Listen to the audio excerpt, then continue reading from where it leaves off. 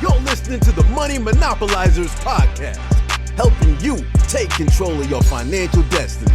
It's about time that we invest more in our financial literacy and work towards building generational wealth. If you think you're ready to do the same, then you've come to the right place. Alex, Marlon, y'all ready? Let's get this bread. Well, what's good, everybody? It's Alex Camulio here. We are back with episode 14 of the Money Monopolizers Podcast.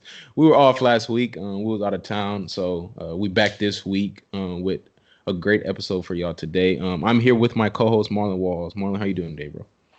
Man, I'm real excited for this episode in particular. We have our first guest, Leah Collins, the Millennial Money Mentor. She will be giving y'all some great tips and advice on how she paid down $40,000 in debt in just 18 months. Be sure to listen for some key things that she took into consideration, like finding the right mentor and choosing the right why that kept her motivated. There's a lot of great tips this episode, so I'm hoping that y'all learn as much as we did from it.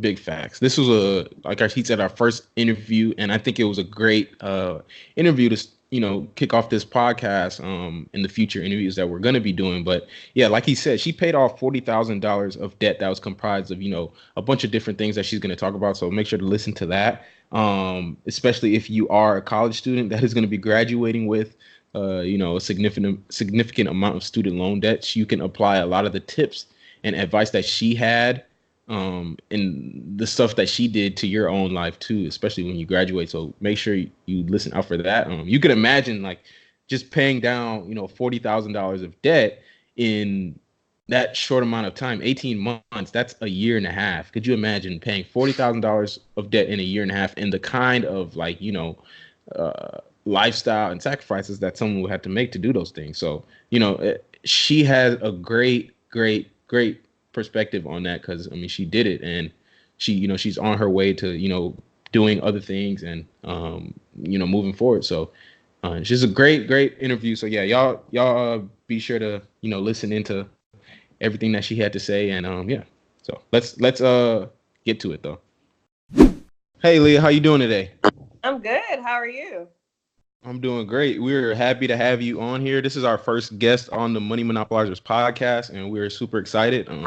I know we've been, talking about this for a little while, just as far as just teasing it in the previous episode. And, here it is finally today. We have Leah Collins and Marlon. You want to, say anything to start off? No, but I'm just real excited for this episode because it's our first time getting a guest, getting a different perspective other than our own. So I'm hoping that we get some good information for y'all to take away from our guest speaker today. So without further ado, I think we should get started. Definitely. So the way we kind of want to start this, can you, Leah, start by just giving us a little bit of your background, not really necessarily in regards to money, but just overall, and then we'll kind of go deeper after that. Okay. I went to school at Texas Tech University, where I majored in finance. I got my MBA from the University of Texas at Arlington. And for the next 15 years, I spent reducing costs for Fortune 500 companies, global organizations, managing their bottom line, basically, while neglecting my own. So a few years ago, I decided to do a better job managing my own finances, and that's where this journey began. I had $40,000 worth of debt at that time that I paid off in 18 months. I increased my credit score to over 800, and I now have a rental property as well. Nice. Wow. Okay. So where, as far as your journey with money, growing up, how was money viewed in your life, as a child, and then when you grew up and then going into college? Did your parents talk about money a lot, or was it something that was taboo? What was it like just in the household, or just that dynamic? Okay. Have you all ever seen Everybody Hates Chris? Yes. Mm-hmm. Father on that show? Yeah. He was super. Oh, that was my father. So if we Really? in the room, we were threatened to have to pay. He would threaten us to make us pay the electric bill. That just cost me 32 cents. Things like that. Yeah. My dad was very frugal. But for the most part, my parents taught me the basics. They taught me to work hard, save a little money for a rainy day, pay your bills, make sure you have good credit. But beyond that, I didn't really know anything else. I didn't know anything about, investing or real estate, things of that nature. I learned later on in life. But I think they gave me a good foundation for the basics growing up. Okay. Yeah. So did they, because you mentioned like, that was like a old boy from the show, and talking about that's 32 cents worth of light bill or like that. And did he, or did they talk about like how much they made? Did y'all ever have those kind of conversations, or did they show y'all like their bills or anything like? No. No, I found out how much my parents made when I was filling out the FAFSA form going to college. So I didn't know until then. We never. And I think that's how it is for a lot of people. And I know a lot of our listeners, we always, say that money is such a taboo subject that's never really talked about in homes. And I mean, there's a bunch of reasons for that, but we don't really want to get into that right now. That's not really the purpose of it. But that is definitely something. I know that was the same way it was for me growing up. I didn't know how much my parents made till I just same thing filled out the FAFSA when I was 18. So it was always something that was taboo. So you mentioned that you went to school and you got a finance degree and you went to Texas Tech. Did you when you graduated from school, what were you doing? For the first year, I did sales. I hated it. And then I became a financial analyst after that with Lockheed Martin for 2 years. And then I did audit for, it was 5 years after that. And then I went to, and I did consulting for 3 years. Okay. So did you, because you mentioned FAFSA, so I'm assuming you took out student loans, you had, that whole thing, and that's the the thing you were doing is what you took out student loans for, correct? Yes. Mm-hmm. Okay. And so we read on your, and when we were doing the research about you that you had got $40,000 of debt. So do you want to kind of talk about that and just kind of tell us what that debt was comprised of mainly, or, just get into that a little bit so that we can break that down? Okay. So the $40,000 is what I paid off in 18 months. I initially had more than that. I came out of school with $30,000 worth of student loan debt, but the $40,000 that I paid off in 18 months consisted of about $10,000 that I still had left to pay on my student loans, $25,000 that I still had to pay on my Jeep, and then the rest, the other $5,000 was credit cards. Oh, okay, gotcha. Okay, so the way we kind of want to break this show down is kind of, I guess going sort of chronological order and just get a kind of glimpse into set and the things you were doing along, the path to get you to where you are now. And I think that'll help people be able to, visualize themselves in your shoes and be able to, kind of try to emulate some of those things that you were doing at those different stages in your life, if that makes sense. Yeah. So, I mean, starting off, let's kind of talk about what your financial habits were. Like you decided to pay off this debt. What were you like spending money on? And also, can you get into a little bit of how much money you were actually generating in regards to like your income and your salary during this time before you actually, were paying, or before you decided to start paying this debt down? Okay. So I started paying this debt down in 2017. I think that year I made about $130K.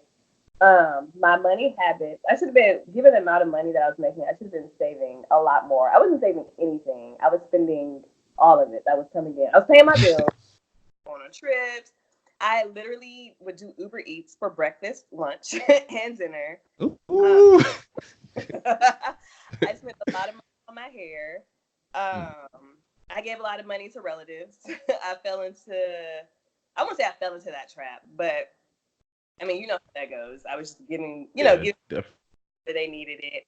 And I wasn't budgeting. I wasn't managing it. I really had no idea where my money was really going at that time.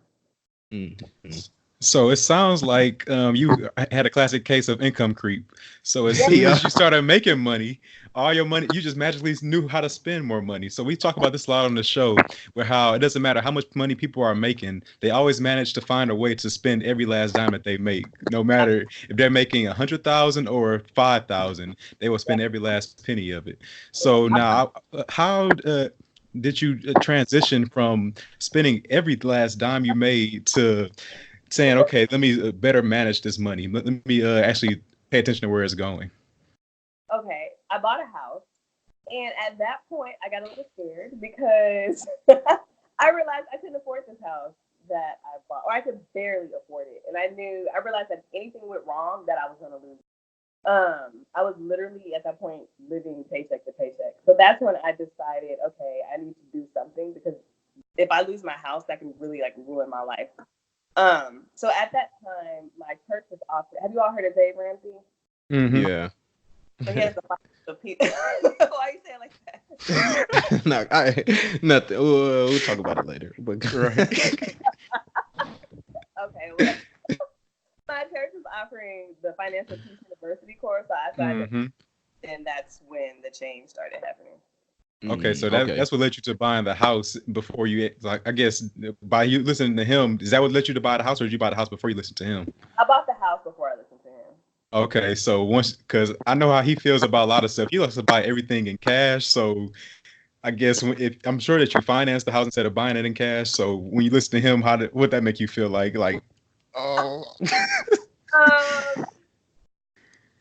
That actually didn't make me feel bad. If I was buying a house in cash, I'd be waiting for a very long time. Right. To do that. So I didn't say I agree with everything he says, but in general, I think the principles are pretty solid. Yeah. Okay, and also, yes, I wanted to back up a bit just to get like as far as like okay, so where was this house that you bought actually? What city was it? It was in Washington. In DC? Yes. Oh, okay. Wow. So that was, I'm thinking that house was close to $500,000 or something like that, depending on the area. I bought a condo. Okay. 650 square feet, and it cost me about $1,000. So let's kind of break down what your monthly cash flow was looking like at this time. So you say you were making around $130,000. You bought a condo in Washington D.C. And you had a car payment of around $600. So can you kind of break down what your total income was monthly, and then your total expenses were, as best as you can remember? If you don't remember it, Yeah, I don't perfectly, remember monthly, but it was 130 total. And then I had money going to my 401k and a few other things. And then I had my $1,600 mortgage. I was paying $225 in condo fees. I had my $600 car note. I don't watch television, so I didn't have a cable bill, but my internet, I think it was around $50-$60. And my electricity was about $50-$60. And then everything else was just being blown on trips, food, mostly food, entertainment, going out with friends. Mm-hmm. And so how much were you putting into paying down the student loan debt? Per month? So what I wouldn't pay monthly. I would pay, like, every few months, I would just put a huge amount towards my student loans and then forget about it. And then a few months later, I put another large amount and then forget about it. I wasn't really paying it a month. Oh, so what kind of payment plan? What? But at it. Okay. What kind of payment plan that they let you do? Was that like a income based? Was it more so you just, because I'm thinking just from the perspective of like how other people talk about it. Usually there's like some sort of penalty or something if you don't pay the minimum payment per month. Well, so I was basically overpaying each month, so I didn't have that issue. Does that make sense? Oh, okay. Yeah. That makes sense. So let's talk about, okay, so as you know, we mentioned you paid down, $40,000 of debt in 18 months.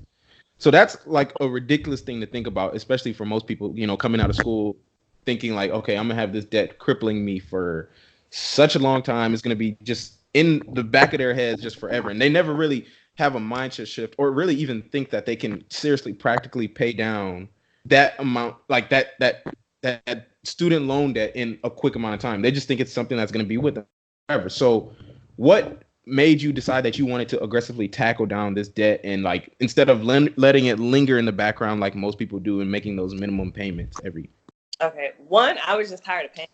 And two, after the Dave Ramsey course and seeing all the success stories, I thought, okay, I make even more money than these people. If they can do it, I can definitely do it. So I created I created a plan. I just aggressively attacked it, and it worked. It paid off. Yeah. What was your plan? Can you break down what your plan looked like with paying down the debt, and also like did you have any, tell us if you had any milestones or any, goals with it when you did create that plan? What did that plan look like? Can you break that down?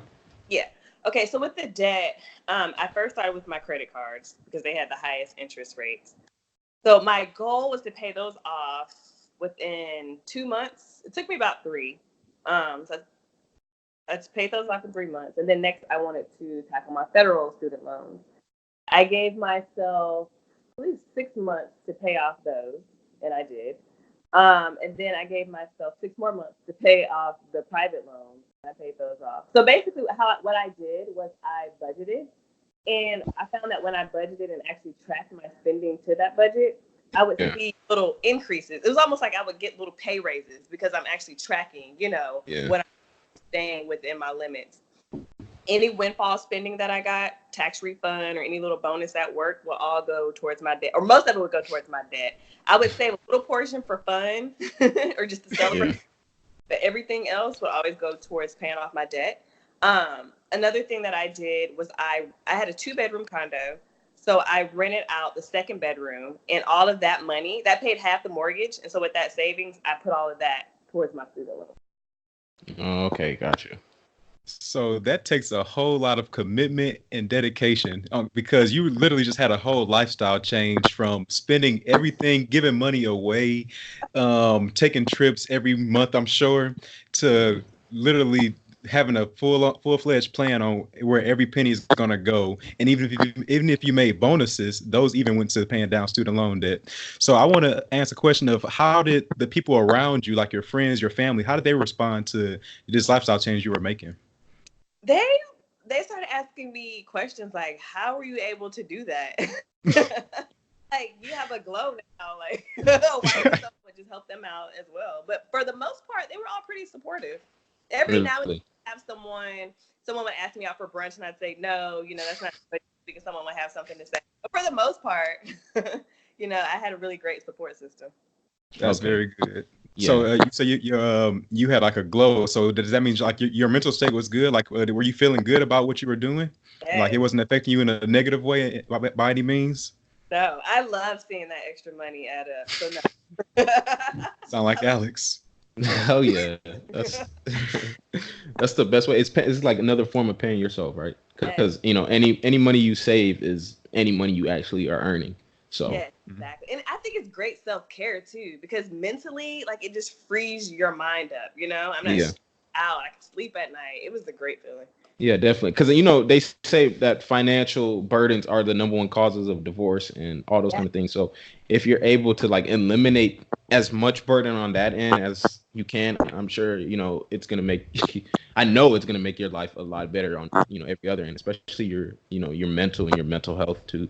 So that's great. So I kind of want to look into it a little deeper in terms of like, what kind of sacrifices did you have to make whenever you were paying that debt? Because, like Marlon was mentioning, it's a complete lifestyle shift, right? I'm doing this every day. I'm going out to eat. I'm getting Uber Eats for breakfast, lunch, and dinner, paying that delivery fee and paying, the food fee every 3 times a day. I'm going out, getting my hair done. I'm getting, full set, so manicure and a pedicure. I'm doing all this kind of stuff. So what kind of sacrifices did you, had to sit down and say, okay, I have to cut this out. I don't need this. And where did you have to, find out you had to delay your gratification?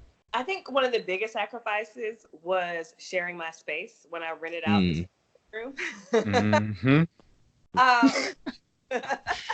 Yeah, whenever I tell people about the whole roommate situation, they're like, oh my God. But if you do a good job screening people, though, it's not that bad. I'm over here agreeing, like applauding. I'm like, tell me about it.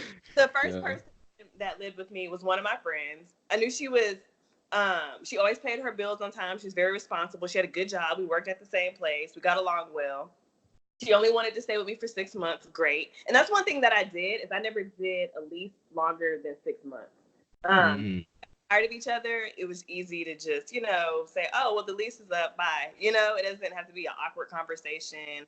So yeah, and then the next person, similar situation, she worked with me. We were really good friends. she was looking for a place to stay until she found a home that worked out well. The third person I found on Craigslist, but it ended up working out well. It's really just, if you do a good job screening, it's not that big of a deal. And of course, there were times where they got on my nerves. But when I reminded myself that they were literally paying half of my mortgage and all of my condo fees, it was so worth it. Yep, 100%.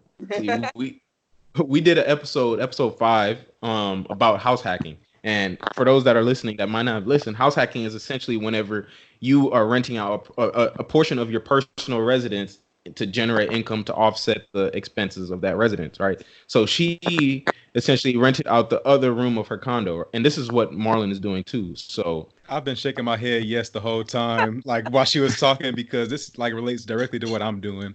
So what she did is what a lot of people are unwilling to do because nobody likes to delay their own gratification. Like what she did was say, I'm going to save money now so I can set up myself better for later on in my life. So I'm gonna rent out my bedroom that's in my, so she had a condo. She was renting out a bedroom in her condo. That way she doesn't have to pay as much on her personal mortgage every month. Now she gets to save up that money. And that's exactly what I'm trying to do as well. Like I've been renting out each bedroom in my house. It's a 4-bedroom house. I rent out 3 of the bedrooms. So now I have 3 times what she's doing as far as the tenant screenings and making sure you get the right people. But like she said, it's not going to be a job. Like you're not going to literally have to micromanage them all the time if you're taking the right steps to find the right people. So if you're doing the screening process and doing it correctly, it's not going to be something that is just like a big burden on you. Like I'm sure, like she said, that you will have those times where you don't see eye to eye on everything because nobody's you. So understand that there's going to be sometimes somebody's going to do something that you don't like at some point, but it's well worth it at the end of the day because you are setting yourself up great financially. Yeah, definitely. And if you're someone like me who's like, look, I'm completely against roommates. I had roommates for 3 years in college. I was like, no, I'm never doing this again. Never, ever, ever. And I think the big part of that was I didn't obviously get to screen them, right? So I didn't get to pick who my roommates were going to be. They were assigned to me. But if you are seriously someone that is against that, you can do something similar to what I'm doing too. I have essentially what's a duplex, and I live in one side and I rent out the other side. So I have my own unit, and I am, I still have my own space. If I got dirty dishes here, they still gonna be dirty when I come back. If I got, my laundry here, it's still gonna be here when I come back. So there's different ways to, suit it. You don't have to hear that and be like, well, I definitely can't live with roommates, so I can't do that. No, there's other ways you can go about this and do this. So, you had to approach it from an open mind perspective like that also. So I'm glad you mentioned that. The next thing I kind of want to get into a little bit more is what your budget was like during this time, because we are big proponents of creating budgets for yourself just to be able to track your spending and know where all your money is going. Because I think with you can't make any changes until you're aware that there's changes that need to be made. So with a budget allows you to essentially see where changes need to be made. It breaks it down for you completely, like every expense, where every dollar is going, right? So what did you use to budget and how did you budget? And can you break that down more so into, some of the details of how you were budgeting and what that looked like? Initially, I tried to use some of the apps that are out there, but they didn't suit my needs. So I just created an Excel spreadsheet. Mm-hmm. So at the top of the spreadsheet, I have my fixed expenses, like, my mortgage, my condo fees, electricity, electricity, semi-fixed, but all the fixed expenses. And then I would have, under fixed expenses, I would have a category called goals. So that was something that was, that remained constant each pay period. And then under that, I had all my variable expenses. And I would always budget something for fun as well. I didn't get burnt out. Definitely. Initially, I started tracking my expenses every day. But that got a little overwhelming for me. So I started doing like every 2 or 3 days. And I would go in and put every single thing that I spent next to, the associated category. Yeah. Mm-hmm. So whenever you did that, was it like an eye opener where you were actually spending money, or was it? Yes. My issue is I'm not a person to spend money on big items. So I thought I was doing okay because I wasn't spending money on, TVs and phone. Like I'm that person who has the iPhone 6, I'm not big purchases. But what surprised me was all the little things that would add up, like the $4 coffee here or the $3 sandwich there. That's where my issue was. So that was a big eye opener, and that's when I stopped eating out for breakfast. All those Uber Eats, all those deliveries was really adding up after a while. Well, I really like what you said when you that you actually made a budget for yourself, and once you saw it, then it triggered something in your mind like, wow, I'm spending way too much here. I need to slow down in that area. And I think that would be beneficial for a lot of people if they actually made a spreadsheet like that. And I just want to shout out that we actually have a spreadsheet where people can do this, and like they can track their own expenses. If you go to moneymonopolizers.com/budget, you will actually be able to create your own budget spreadsheet, and you can do exactly what Leah was doing and track your monthly expenses. And that's just for all of our audience members to use. It's free to use, and you can be able to use that your own self in order to check your budget and see where you're spending too much at. Mm-hmm. Definitely, that's a good plug. I want to talk about a little bit more about your mental state in terms of like what you were doing, because at this point you've been budgeting, you've been making sacrifices and cutting back on stuff. You've been listening to Dave Ramsey rants. You've been doing all this kind of stuff for this amount of period of time. Did it take a toll on you as far as like I guess what I'm asking, was it difficult to stick to it? How did that look for you? Well, so I'm very intense, and I think a major part of it too was knowing your why. So I was also working a job at the time that was mentally draining. Physically, I was getting sick from this job. Like, I was miserable, and I knew I did not want to work a 9 to 5 every day and be under that kind of stress. So that was a part of my why. And then also I knew I wanted to have kids at some point, and I didn't want them to struggle how I was struggling, and I wanted to be able to pass down generational wealth. So anytime where I did feel a little discouraged, I remember my why, and I just get right back on track. Another big weakness of mine is if I go one cent over my budget, I'm like, oh, well, I might as well just go big or go home. And then to me, one cent is like $1,000. And then I would have to climb myself out of that. That happened a few times, but other than that, I was pretty good at sticking to it, because once you start developing those habits, it becomes a habit. Like it gets pretty easy to do after a while. Yeah, that was a very good description of how to stay on task and continue like to stay the course, because a lot of people will start just like a New Year's resolution. People start a New Year's resolution and quit within the first couple months because they lose track of why they started in the first place. And by you having a why, that's why I love that saying, like, what's your why? Because by having a why, you will always fall back on that when you are in those times where it's like, man, this is getting too hard. If you start thinking about what made me start this in the first place, then you will all of a sudden be remotivated to continue on, to stay the course and continue on with what you set out to do from the very beginning. Yeah, that's a good point too, because whenever you set goals for yourself, you got to think in your mental state. Whenever you do set those goals for yourself, you're a lot more optimistic and hype about it. You're happy, like, oh yeah, I'm gonna crush this, I'm gonna do this, and then you actually had to actually do it and commit to it, right?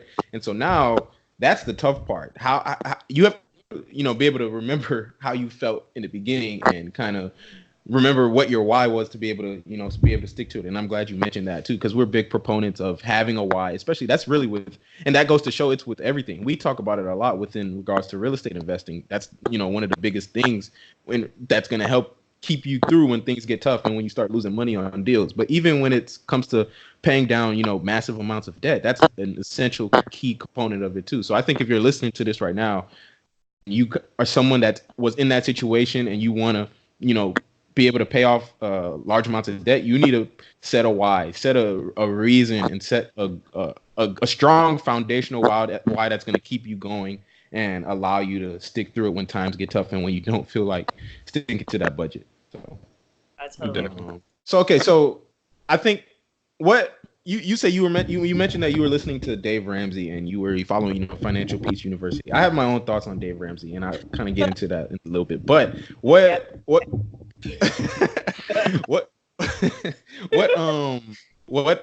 who were your mentors at this time? Do you think Dave Ramsey was that like your only mentor that you were listening to, or how did that look? He was one of the main ones. I think one of the issues that I had I like to listen to people who are doing what I'm trying to achieve or who have achieved it. And I didn't have a lot of role models. So Dave Ramsey was one. And then I have my best friend who's very good with his finances. I had him. And that was pretty much it. It was actually a very lonely journey. Mm-hmm. I didn't really have anyone, or I didn't have too many people that could really encourage me or give me advice. I just had like one or two people, and that was it.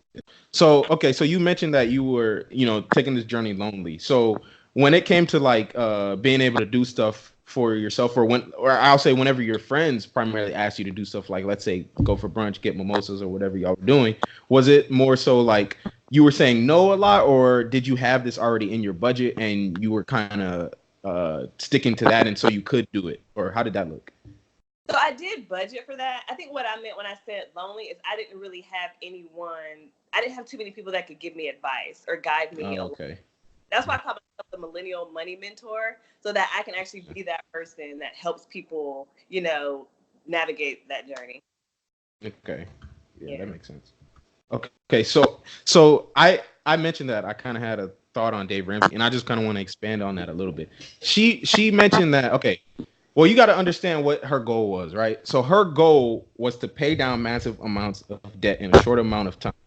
So for me, I look at, Dave Ramsey and all these people, Robert Kiyosaki, all these people that are, financial gurus or whatever you call it.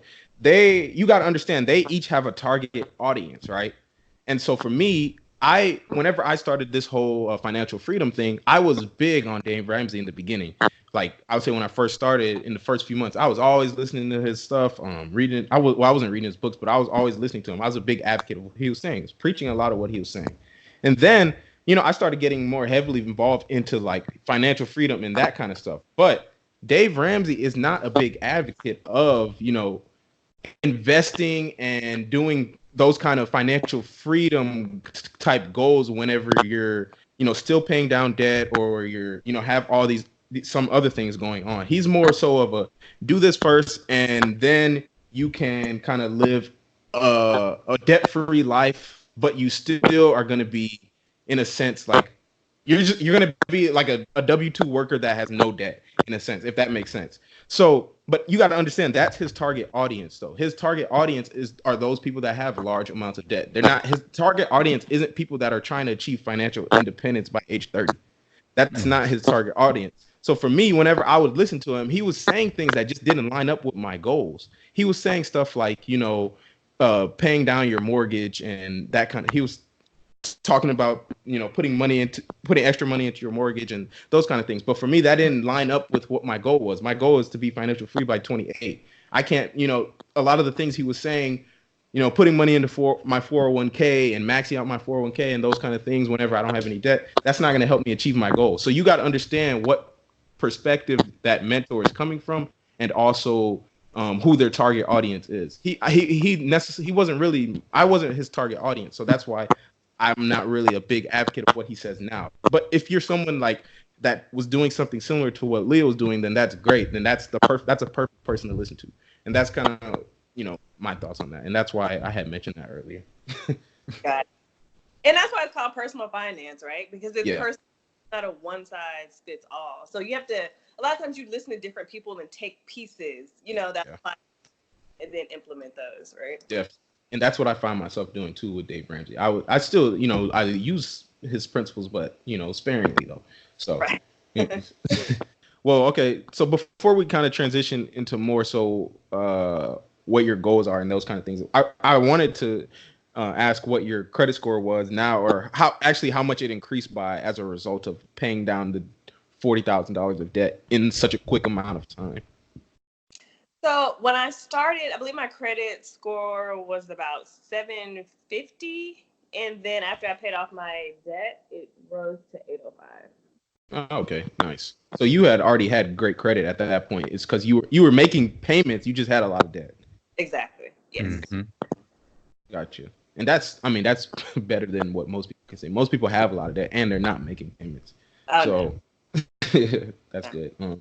Okay, so I want to comment again. I know this is we talked about this earlier. So I read on your website that you have purchased a rental property. Was that rental property that condo that you had that you were renting out? Is that what you consider your first rental property? Yeah. Yes. So I bought it to eventually. I knew I wouldn't stay in DC long, so I bought it to eventually turn into a rental property. Okay, so do you still own that rental property now? I do. Nice. And do you plan on continuing like purchasing real estate? So like I'm sure that one's cash flowing now, I would assume. So have you bought any more since then? No, I have not, but I fully intend to, and I want to get you all's advice. Successful at that, you all can help purchasing more. Oh, definitely, most definitely. So you mentioned that Dave Ramsey was one of your biggest mentors when you first started out on this financial journey. And I think that's very good for somebody like, say, coming out of college or even while they're in college, is to have somebody that they look up to that has basically done it what they want to do or is doing what they aspire to do at some point.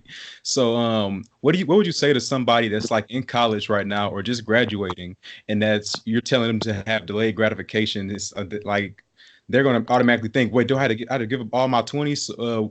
Like people are just have a big fear of giving up their 20s or delaying gratification for any amount of time. What do you say to those people? Well, for people who are still in school, I would say if you can work while you're in school, that's what I did. And that because of that, I didn't have to take out the same amount of student loans as a lot of my peers. Yeah. What about 30,000? I mean, that's still quite a bit, but most of my peers came out with like 60, 70,000 worth of work your way through school instead of taking out as many student loans. And then coming out of college, I wouldn't say deprive yourself, but budget, track your spending, build your emergency fund, read every personal finance book you can get your hands on, find mentors, and just go from there. You don't have to live the YOLO life, but you can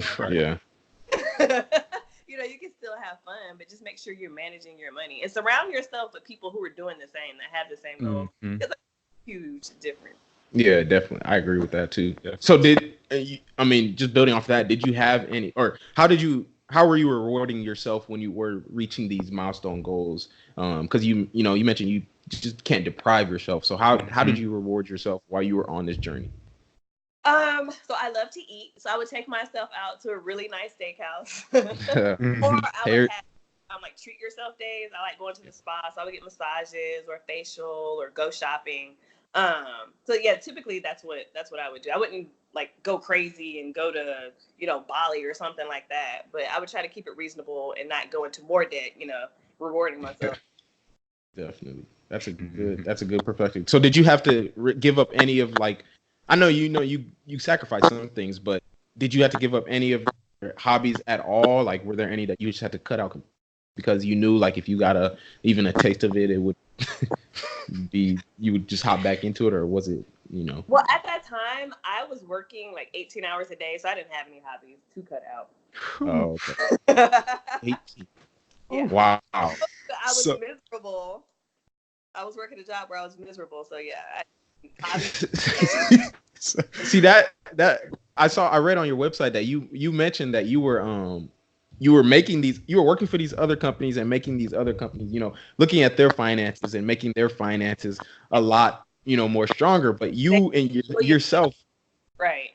Yeah. But yourself, you had your own were crippled. So that to me is, there's a synergy effect there, I think, in a sense, because you're able to look at it from another perspective too. So I think that was another good thing to mention too with all this. Marlon, what were you about to say? I look like I cut you off. No, you actually didn't, because I was just perplexed by that 18 hours. So you worked 18 hours a day. What I was doing, I was counting 24 minus 18. That's 6. So that leaves you with 6 hours to go home, enjoy yourself, and sleep. I don't know how much sleep you got at that time.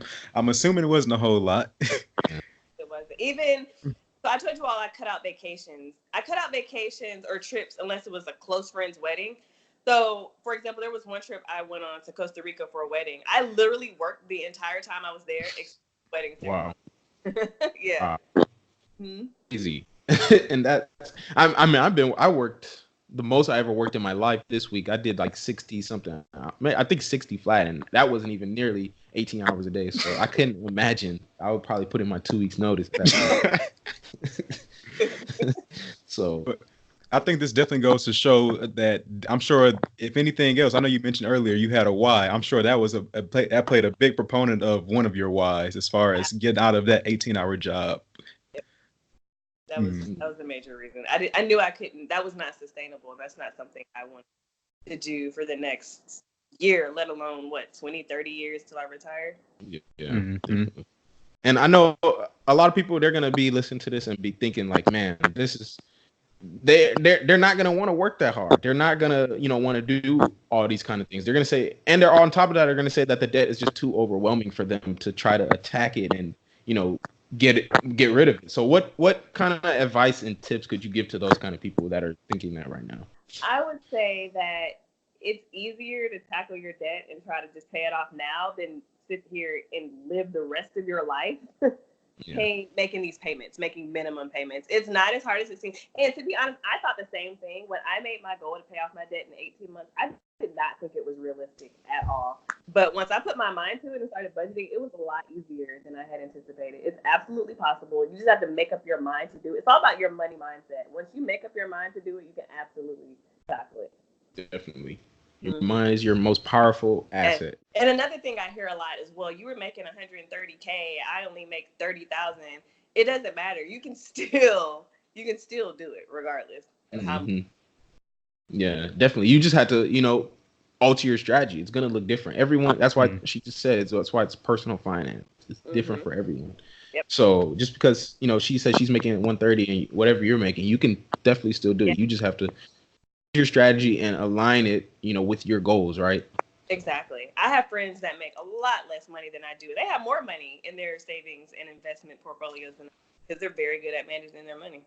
Yeah, and that's what we always say. It's not there because I'm a big proponent too of the fact that the difference between like rich people and wealthy people is that essentially rich people are just poor / middle class people that earn a lot of money.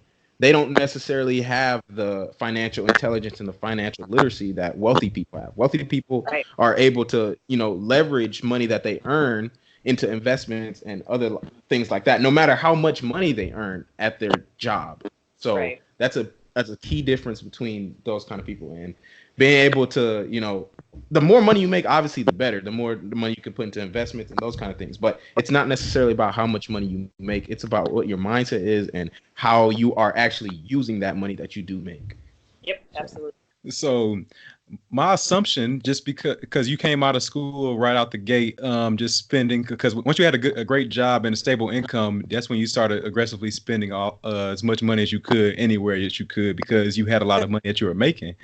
And I think that plays back, because I'm a big proponent of this too. It plays back to your financial education growing up.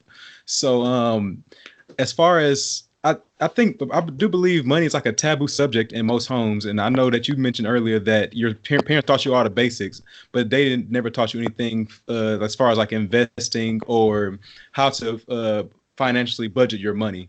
So how important do you think self-education is when it comes to getting your financial house in order?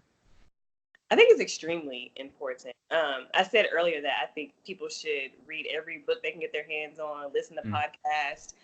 Because a lot of times you can go to a financial advisor. They're not looking out for your best interest. They'll try to get over on you. I went to a real estate planner, not a real estate planner, an estate planning attorney. And he was giving me some advice. He thought he was helping me, but the advice he was giving me would have ruined my life completely. And I know it's because the week before I had been reading a book college. So fortunately, I had read that and I didn't listen to his advice. But had I not read that book, I would probably, my house would be foreclosed on right now. It's very important to make sure that you educate yourself, really understand, what's going on with you. And I think that's a good thing too. Just talking about self-education, because you can always just go listen to someone and talk to someone else, but you gotta once again understand their perspective and their target audience too. Again. But whenever you self-educate yourself, you're able to formulate your own perspectives and your own, opinions on if you think this strategy is for yourself, because you're able to, you're taking it completely unbiased, straight from the source of, you know, a book or whatever the case may be, and you're able to formulate your own subjective opinions on whatever strategy you want to go about doing. So I think I'm glad that you mentioned that too. That's a great point. So we kind of want to close out this podcast here soon, but I kind of wanted to just get a few questions in before we did. I read that you had visited a bunch of countries, over 30 countries, and it said it on your website. What savvy financial tips do you have, travel tips do you have for people that want to travel and not necessarily break the bank? One of the things that I do is I travel to places where I know people, so I have a free place to stay. And fortunately, since I'm a military brat, I know people all over the world. Yeah, nice. And I have a lot of family that lives overseas as well. So yes, I always make sure, well, not always, but typically I'll look for a place where I know someone. And I travel a lot for my job, so I can use my rewards points to purchase my airfare. Also, traveling during non-peak season will save a significant amount of money. Let's see, what else? So it's non-peak season in regards to like where you're going, or just where you like here, or what do you mean? Where you're going. So okay. Yeah. So for example, I used to go to Jamaica quite often during hurricane season because it's hurricane season. So the flights would be super cheap, and rarely would a hurricane actually come. Yeah, so I would get a huge discount on my airfare and my hotel. So whatever the off season is for that particular place, like find out where it is and go then. And it's cheaper, and you have to deal with a bunch of tourists, you know? Yeah, definitely. Play the place without standing in lines and having to deal with a lot of people. Good points. Definitely. Good points. So we want to wrap up the podcast with doing something new that we haven't really done, really because we haven't had a guest to ask these questions. But we're gonna call this segment the Fast Five, where you essentially just answer each question in 1 minute or less, and yeah, we go from there. We're gonna ask 5 questions. So the first question is, what is your favorite finance book and financial mentor? I know you're gonna have something to say, but Dave Ramsey's Total Over. Yep. Hey, that's personal finance. I get it. All right. What was the worst money mistake you ever made? I would say if I could do it all over again, I would have gone to community college my first 2 years and then gone to a 4-year university. That would have significantly cut down on my costs, but you know, what is it? 2020? What's that? Hindsight 2020. Oh yeah. 2020 hindsight, yeah. So how early do you think money should be talked about when dating? I asked this question because I saw it on your Instagram when you did the skit. It depends on where you are in life. So for example, in my 20s, when I was dating, I was just dating for fun. You know, if you could make me laugh, we could have a good time together. That's all I cared about. But now, time is of the essence. That biological clock is real. So I'm having those discussions a lot sooner. Now, I know you saw my Instagram skit, so I'm not that direct and forward. But when you're talking to someone, even during the first date, you can get little clues and start piecing things together. Or sometimes what I'll do is I'll talk about myself. Like maybe I'll vent about my condo association or another repair that has to be done on my house. And then I'll see, what they have to say. Oh, well, I have property too. Or, I'll ease into it. Let them talk.